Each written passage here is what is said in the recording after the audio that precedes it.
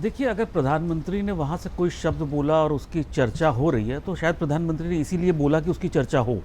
नहीं तो वो क्यों बोलते। लेकिन अगर कांग्रेस इस चीज़ को कह रही है कि आलोचना सरकार नहीं सुनना चाहती, तो उन्हें ये बात नहीं भूलनी चाहिए कि उन्हीं की पार्टी के नेता ने आलोचना के डर से ही देश में इमरजेंसी लगा दी थी।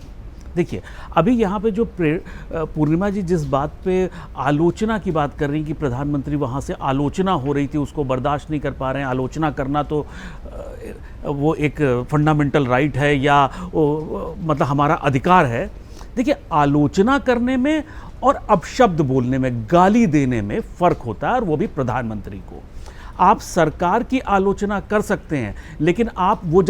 जो सरकार की आलोचना करने में और देश की आलोचना करने में बड़ी थिन लाइन है, वो कब क्रॉस हो जाती है आपको पता नहीं लगता है। और अगर आपकी आलोचना, जिसे आप सरकार की आलोचना मान रहे हैं, अगर वो हेडलाइन पाकिस्तान में बन रही है, तो मेरे हिसाब से वो आलोचना नहीं है, वो कुछ और है। उसको सिर्फ दिमागी नक्सल से ज़्यादा सोचने की ज़रूरत है।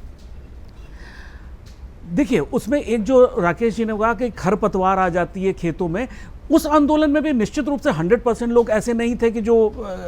कहीं किसी दूसरी शक्ति के प्रभाव में वहाँ आए थे। कुछ डिसेंट था कि शिक्षा में जो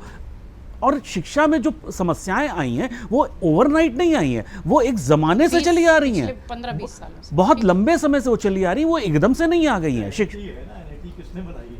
देखिए, शिक्षा में जो बहुत समस्याएं इस देश में, शिक्षा और स्वास्थ्य दोनों बहुत बड़ी समस्याएं हैं, उसको वो किसी एक सरकार ने नहीं बनाई है, वो चली आ रही हैं आज़ादी के बाद से, धीरे धीरे करके बिगड़ते बिगड़ते आज वो बहुत बड़ी बन गई हैं। लेकिन एक चीज़ समझने वाली है, जो उस आंदोलन में जो हेडलाइन बने, वो लोग बने जो देश को बदनाम करने के लिए वहाँ पे मौजूद थे। कुछ चीज़ें बहुत गंभीरता से सोचने वाली हैं, वो सरकार के लेवल पे सोचने वाली हैं कि जिस तरह से हमारा कुत्ता प्रेमियों का आंदोलन हुआ, जिस तरह से ये नीट वाला आंदोलन हुआ, इसमें फंडिंग कहाँ से आ रही है, पैसे कहाँ से आ रहे हैं, किसने इतने पैसे दिए। देखिए, जो आम इंसान की मानसिकता होती है कि भगत सिंह अगर होना है ना तो मेरे पड़ोस के घर में हो, मेरे घर में ना हो। यहाँ पे किसने इस तरह की फंडिंग क्यों करी। एक इंटरव्यू आया था उसी समय कि 2000 प्लेटें खाना यूएई से बुक हुआ, किसने किया, क्यों किया, इसकी जांच होनी चाहिए कि ये आखिर पैसा कहाँ से आ रहा है। ये दिमागी नक्सल के लिए तो एफसीआरए आ रहा है, बिल्कुल, और उसी और ये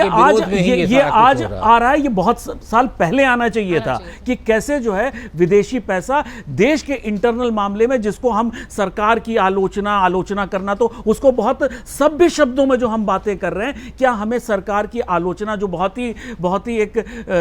निर्बोध सा शब्द है, उसके लिए हमें यूएई से पैसे लेने पड़ रहे हैं उस आंदोलन को करने के लिए। तो वहां पे कोई लोगों को संदेश था, वो लोगों को संदेश, हमें आपको समझने की जरूरत है उसको। अगर आप ये वीडियो YouTube पर देख रहे हैं तो हमारे चैनल को सब्सक्राइब कर बेल आइकन दबाएं, और Facebook पर देख रहे हैं तो हमारे पेज को लाइक करें।